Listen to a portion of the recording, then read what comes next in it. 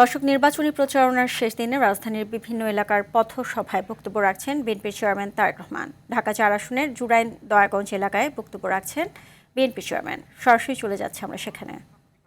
পরিবর্তনের কাজ হয়নি। এই যে রবিন বলল 42টা ডাইং ফ্যাক্টরি ছিল। খালেদা জিয়া যখন গতবার শেষ সময় দেশ পরিচালনা করেছিলেন সেই সময় এখানে 2001 থেকে 2006 পর্যন্ত 42টা ডাইং ফ্যাক্টরি ছিল, কিন্তু আজ বন্ধ হতে হতে হতে হতে কত 18টাতে এসে দাঁড়িয়েছে না, 18টা ফ্যাক্টরিতে এসে দাঁড়িয়েছে।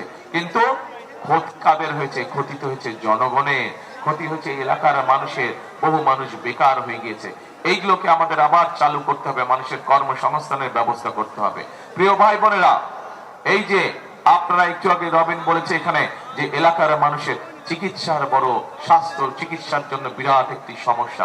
ইনশাআল্লাহ ঢাকায় এমনিতে অনেক মানুষ বাস করে। ঢাকায় যেই হাসপাতাল আছে, যতগুলো হাসপাতাল আছে, ঢাকার জনসংখ্যার জন্য সেটি প্রতুল নয়। আরো আমাদের হাসপাতাল দরকার। ইনশাআল্লাহ এই এলাকার মানুষ যাতে সঠিকভাবে চিকিৎসা পায়, আমরা যত দ্রুত সম্ভব এলাকায় একটি হাসপাতালের কাজে হাত দিব।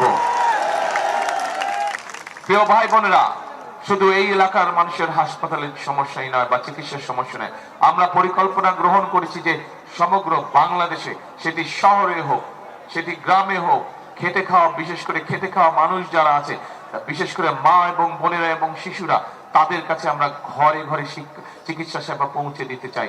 এবং সেই জন্য আমরা সিদ্ধান্ত করেছি বিএনপি সরকার গঠন করলেই পরে ইনশাআল্লাহ আমরা পর্যায়ক্রমিকভাবে সমগ্র সারা বাংলাদেশে আমরা 1 লক্ষ স্বাস্থ্যকর্মী নিয়োগ দিব।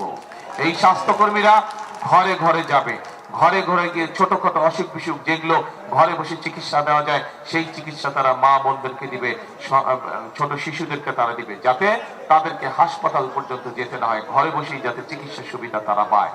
এবং একই সাথে 1 লক্ষ কর্মসংস্থানের সুযোগ হবে। হতে পারে আপনাদের এলাকা থেকে অনেক বোনেরা, অনেক মেয়েরা সেই স্বাস্থ্যকর্মী চাকরি পাবে ইনশাআল্লাহ।